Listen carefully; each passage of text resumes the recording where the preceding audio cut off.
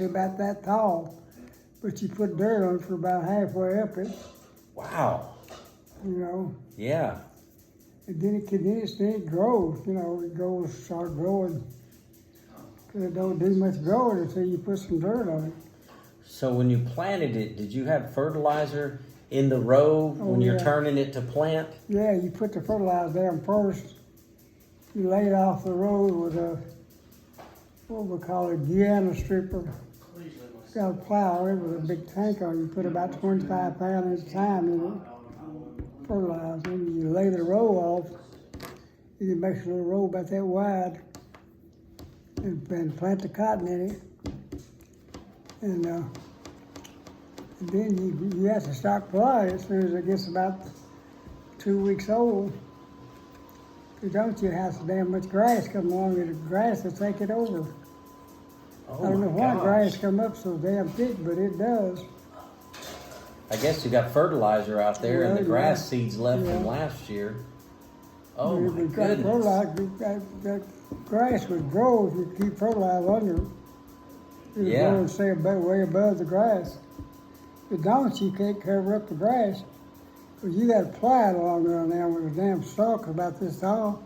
You got to plow along the edge there and put dirt on it without covering up the cotton. That's what I mean. There's a lot of skill to plowing cotton. So let's With see, little.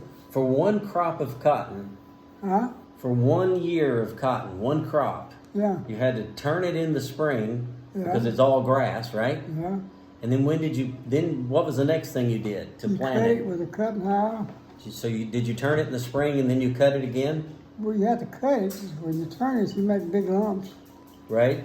And you cut it down to making it little. Oh my goodness. So And after then you, when you dirt it up, if you didn't, you just cover it up, trying to put some dirt on it. But you got to plant the damn cotton. And when it gets about that tall, you got to start working it, plowing it, and plowing along the edge there, and put a little dirt on it. It makes it grow. When it's only about that tall, you got to plow it and put dirt on it. when you did the fertilizer, that was those things that were the buckets, right? Well, It stood on the back of the plow. It was a bucket, well. and that's had the Yeah, guana in it. Well, fertilizer, you put fertilizer in it. Right. It's got a plow in it. You plow along and drop the fertilizer right behind where you plowed it. Right. So he's plowing along, and the fertilizer's falling. Was there anything behind that closed up the dirt, or was the fertilizer No, just you laying have to- in the groove? Or a little, no, not really. You got to plow another deal to do that. Oh my gosh! So you had to make another pass to cover it up. Yeah, to dirt it up, yeah. And that's where it takes skill to do that. If you watch what you're doing, if you don't watch what you're doing, you cover the damn cotton up.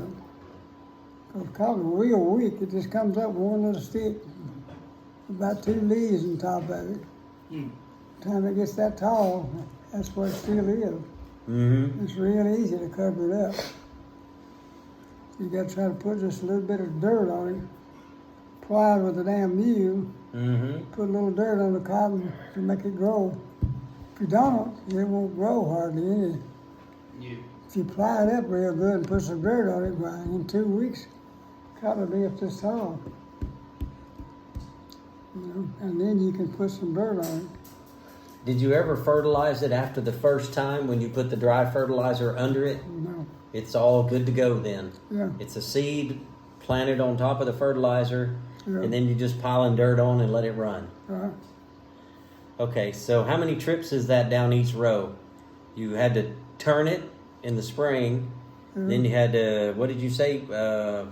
Well, you got to hire it with a Hire it, hire, a cutting hire, and then you lay it off in rows. and then you got to lay it off in rows. Yeah, if you lay it off, if you want to, you use a Guyana thing to lay it off, and you put the fertilizer on it at the same damn time. Okay, so the third trip you're laying it off and putting the fertilizer down, Yeah. and then you got a fourth trip puts the Most seed people down. don't put the fertilizer down when they lay it off. You lay it off with a damn plow by itself. And then you come back and put the fertilizer down. Yeah. And then you make another trip back with a planter. Oh yeah. 5 times to walk that 10-acre field Yeah, to do and all you've done is put the seed down. yeah. And then you got to come back and Well, you push put the dirt up on it. Yeah, you got to put the dirt on the cotton when it's still about this big. That's the 6th trip.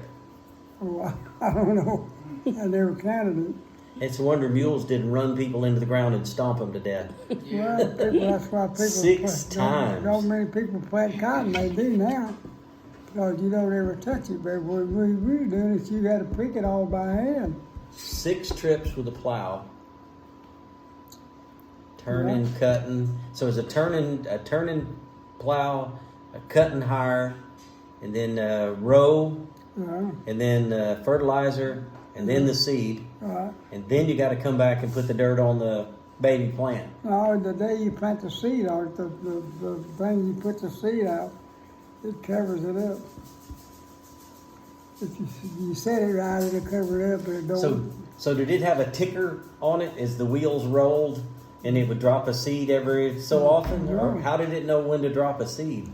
Well, you set it on this thing. But did a wheel turn and tickle it and make it drop a seed down? Yeah. Then you come back and more to it than you think it is. Wait a minute. You skipped a row. You skipped one. Before you pushed the dirt up on it, did you come back with a hoe and thin it? No. You did it after that? When you put it out there, you're supposed to put it where it goes.